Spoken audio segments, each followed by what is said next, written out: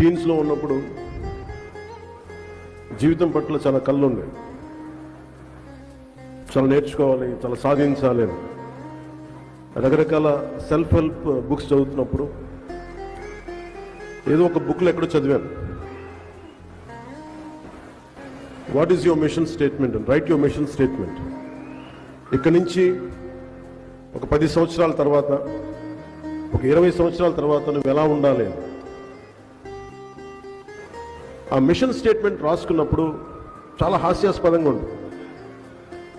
నేను చాలా పెద్ద నటుడిని అవ్వాలనో, లేదంటే ఒక సైంటిస్ట్ని అవ్వాలనో, ఒక అత్యంత అద్భుతమైన ఒక పారిశ్రామికవేత్తగా అవ్వాలనో, గొప్ప డాక్టర్గా అవ్వాలనో, ఒక మానవతావాదిగా అవ్వాలనో మనం రాసుకున్నప్పుడు చాలా హాస్యాస్పదంగా ఉంటాయి.